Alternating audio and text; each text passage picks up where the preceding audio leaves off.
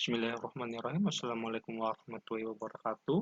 Pada pagi hari ini kita akan mempelajari mengenai kimia organik satu untuk pertemuan pertama ya, yaitu pengantar kimia organik. Mengapa kimia organik penting bagi seorang farmasis? Karena apa? 90% obat itu mengandung senyawa organik. Contoh obat panas yang sering kita minum, paracetamol, maupun ibuprofen, asam mefenamat, kemudian antibiotik, amoksisilin itu adalah senyawa-senyawa organik. Sedangkan 10% obat, 10%-nya ya, itu adalah senyawa anorganik seperti tablet penambah darah FeSO4, kemudian tablet antasida yang mengandung magnesium hidroksida atau aluminium hidroksida, kemudian obat mual pada ibu hamil Mg sulfat, kemudian obat batuk yang mengandung NH4Cl itu adalah hanya 10% senyawa-senyawa anorganik. Oleh karena itu, wajib bagi kita seorang farmasi untuk belajar kimia organik. Dengan kita belajar kimia organik, nanti kita bisa memprediksikan stabilitas obat tersebut, memprediksikan reaksi kimia yang terjadi itu seperti apa dan yang lain. Itu adalah pentingnya seorang farmasi belajar kimia organik. Oke, sekarang kita akan dasarnya ya. Fakta dari senyawa kimia, yaitu kimia organik sama anorganik, proses dalam ilmu kimia atau stokiometri untuk kimia analitik. Untuk kimia analitik ini biasanya ya reaksi-reaksi titrasi yang menggunakan senyawa-senyawa anorganik yang bereaksi 100% ya. Kemudian energi kinetika itu nanti kita akan belajar kimia fisik, dinamika, ya struktur itu kimia fisik, struktur juga kimia fisik. Kemudian bioproses itu adalah kimia biokimia ya. Dari sini kita bisa melihat bahwasanya uh, apapun yang kita pelajari akan menyinggung kebanyakan adalah kimia organik maupun kimia anorganik ya. Oke. Sekarang kita ingin tahu sih apa itu kimia organik ya. Kimia organik sebelum tahun 1828 yaitu kimiawi dari turunan senyawa-senyawa yang berasal dari hewan dan tumbuhan seperti apa? Protein, asam lemak, trigliserid, dan gliserol itu adalah kimia yang terkandung pada tumbuhan ya atau tanaman. Kemudian seperti contoh sikloheksana atau benzen. Saat ini kimia organik didefinisikan sebagai kimiawi dari senyawa karbon atau kimia dari hidrokarbon dan turunannya ya. Nah, teori Vitaforce ini gagasan yang berkembang sekitar 1700-an yaitu dikemukakan oleh Berzelius mengusulkan teori Vitaforce pada tahun 1809. Vitals adalah keyakinan bahwa senyawa kimia tertentu yaitu senyawa organik hanya didapat dari organisme hidup dan tidak dapat disintesis oleh manusia. Sedangkan senyawa anorganik kebanyakan ditemukan dalam tanah, sebagai kandungan logam, tetapi juga dapat disintesis oleh manusia. Seperti kita tahu kandungan kalsium karbonat atau aluminium silikat atau apapun yang ada di batuan-batuan itu ya. Itu adalah awalnya. Kemudian perkembangan kimia organik pada 177-an ya 1770-an senyawa organik hanya dapat berasal dari makhluk hidup yang dikenal dari tadi vital force tadi, tapi ternyata terjadi pembatalan teori vital force karena apa? Pada 1816 penemuan Michael Greville kebanyakan Perancis yang berhasil mengubah lemak ya hewan menjadi sabun dan gliserin dan mengubah sabun menjadi asam lemak tanpa bantuan makhluk hidup. Jadi lemak ya asam lemak ini ya lemak hewan dikasih NaOH akan terbentuk sabun dan gliserin. Begitu juga sabun dikasihkan dalam kondisi asam akan membentuk asam lemak. Nah, ini gliserin, asam lemak ini adalah senyawa-senyawa organik yang ada di dalam uh, makhluk hidup, tetapi bisa disintesis tanpa melalui makhluk hidup. Ya, jadi di sini juga Friedrich Walker, peneliti Jerman, mampu mensintesis bahan anorganik yaitu garam amonium cyanat menjadi urea yang sebelumnya hanya terdapat pada urin manusia. Suatu bahan organik ya, karena kita tahu urin itu kan mengandung urea yang bau apa namanya apa gak enak gitu ya. Dalam percobaan ini di laboratorium manusia dipanaskan menjadi urea. Ternyata urea ini adalah senyawa organik gitu loh. Jadi intinya apa namanya ini terjadi pembatalan teori vital force. Ya, pada 1800-an tidak ada batasan yang jelas antara kimia organik dan kimia anorganik. Satu-satunya pembeda ya bahwa bahan organik adalah mengandung jumlah unsur karbon. Jadi kalau unsur karbon itu adalah organik. Udah itu. Nah, ini adalah para kimiawan, ada Aristoteles, zaman Arsenis, Dimitri Mendeleev, kemudian Lavoisier, John Dalton, Volcker yang udah dikenal pada kimia dasar ya, penemu teori atom dan lain-lainnya ya, susun tabel periodik. Uh, Mengapa atom karbon? Karena atom karbon adalah atom yang unik ya. Atom karbon ini adalah golongan 4A ya. Di sini adalah atom karbon. Ini apa namanya? Ini ya. Ini ya. Jadi 4A karena dia golongan 4A, maka dia dapat mengikat 4 atom yang berbeda, baik atom-atom sendiri, atom hidrogen ataupun atom yang lain. Ini keistimewaan atom karbon. Karbon termasuk unsur logam 4A. Karbon mempunyai 4 elektron yang dapat membentuk 4 ikatan kovalen. Karbon dapat berikatan dengan sesama atom karbon membentuk rantai panjang atau cincin. Ini sangat istimewa.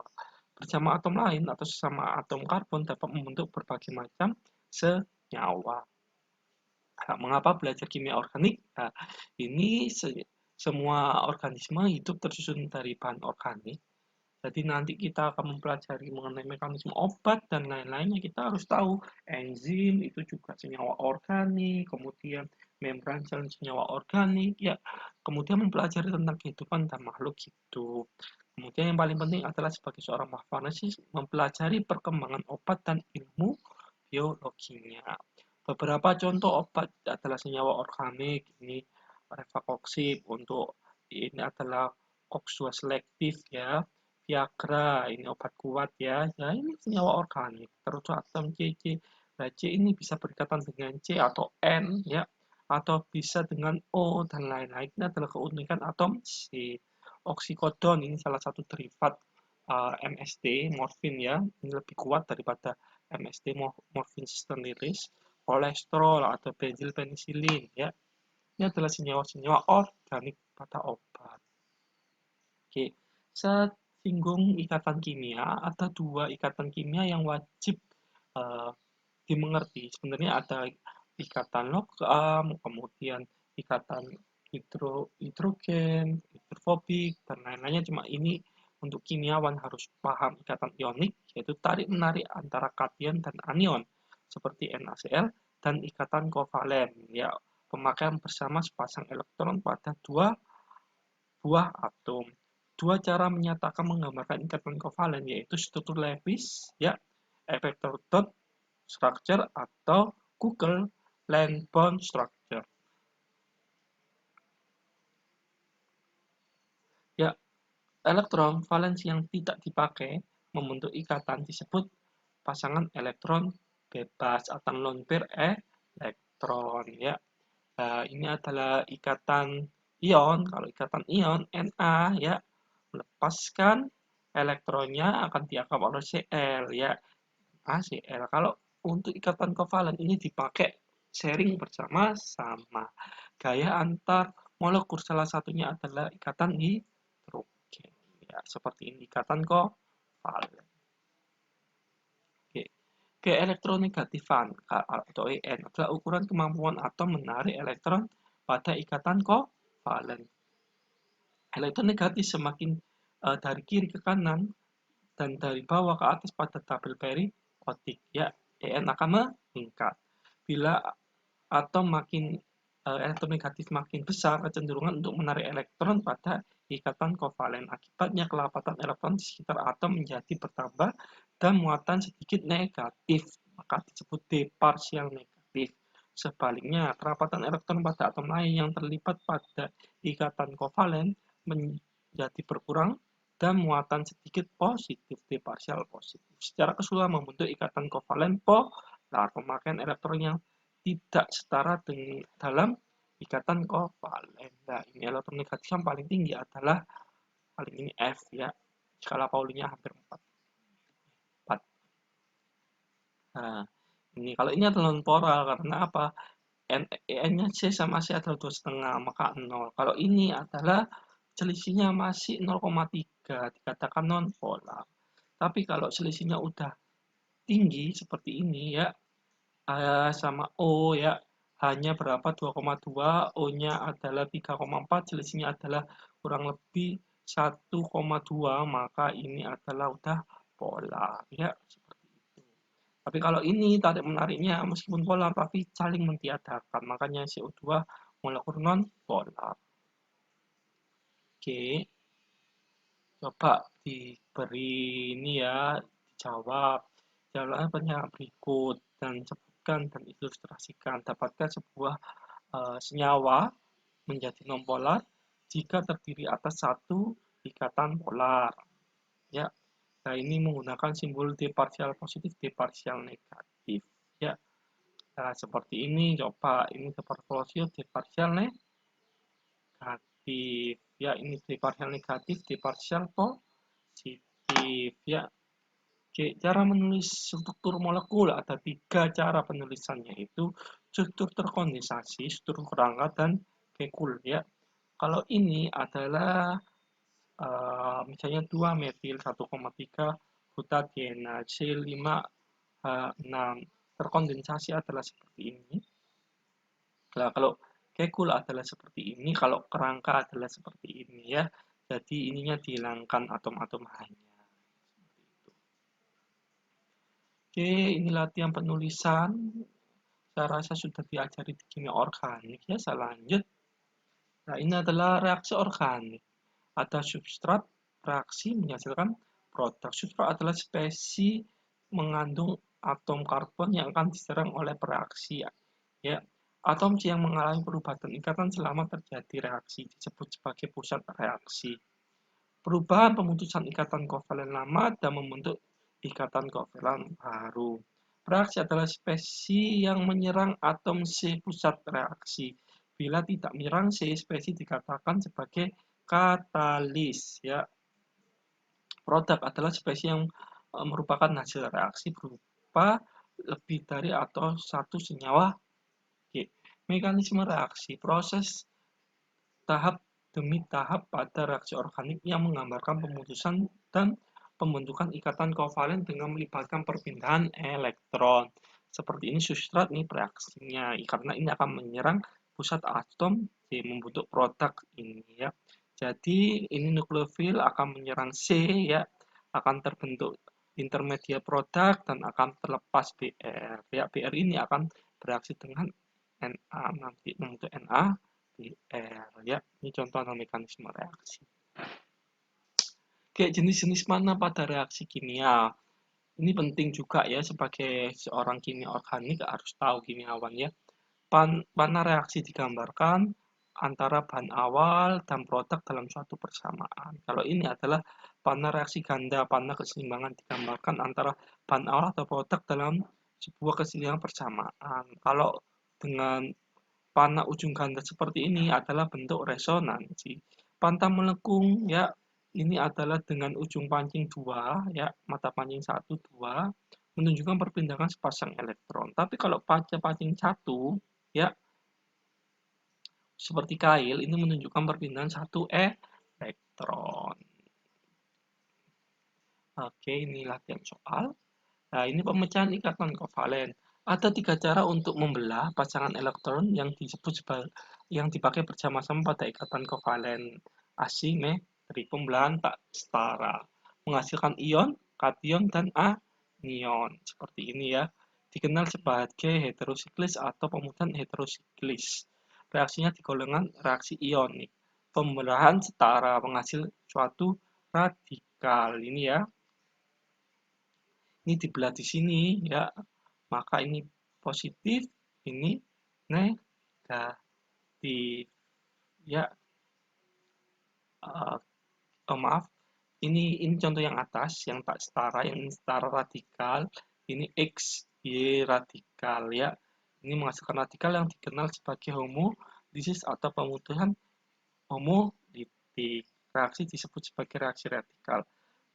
Bila terdapat beberapa ikatan, maka ikatan terlemah akan pecah paling awal. Ya, energi pemecahan ikatan dapat berasal dari berbagai sumber energi seperti panas dan cahaya. Pada reaksi antara metana dan klorin, kedua sumber energi dapat dipakai. Dalam laboratorium, sumber dari sinar UV atau cahaya matahari lebih disukai. Ya, ini jenis bereaksi ada nukleofilik ya, spesies yang ditarik menuju pusat positif. Suatu basa Lewis kebanyakan berupa atom ini ya OH-, COH3-, Cl-, H-. Kadang-kadang berupa molekul juga. Kalau elektrofil ya ini dilambangkan E+, spesies yang tertarik oleh pusat negatif, merupakan asam Lewis berupa kation seperti Br+, NO2+, Ce+, atau molekul AlCl3, ZnCl3. Radikal adalah spesies yang mempunyai elektron tidak berpasangan. Nah, ini jenis-jenis reaksi organik pada umumnya adalah senyawa organik nanti bisa mengalami reaksi substitusi, terjadi penggantian gugus oleh gugus lainnya. Reaksi adisi adalah reaksi penambahan gugus karena adanya pemutasan ikatan ya. Kalau ini reaksi eliminasi terjadi penggunaan gugus karena adanya pembentukan ikatan rangkap. Kalau reaksi oksidasi adalah penambahan atom O atau pengurangan atom H. Reduksi yaitu terjadi penambah atom H dan pengurangan atom O. Kemudian ada rearrangement atau reaksi penata ulang, perpindahan atau perubahan tatanan atom dalam molekul tanpa penambahan atau pengurangan atom. Nah, ini contoh reaksi substitusi. Misalnya ini Z digantikan Z. Ya, seperti ini ya. Ini adalah I digantikan dengan Cl atau Cl digantikan OH. Ini adalah substitusi. Kalau eliminasi adalah apa? Akan terbentuk ikatan rangkap ya, di mana unsur-unsur hilang terjadi pemutusan dua ikatan ya, sigma yang membentuk satu ikatan pi ya, seperti ini ya. Ini sigma akan menjadi ikatan pi eliminasi. Kalau adisi dari ikatan pi menjadi ikatan sigma ya. Oke. Saya rasa itulah adalah dasar-dasar dari kimia organik. Demikian yang dapat saya sampaikan. Semoga bermanfaat. Wassalamualaikum warahmatullahi wabarakatuh.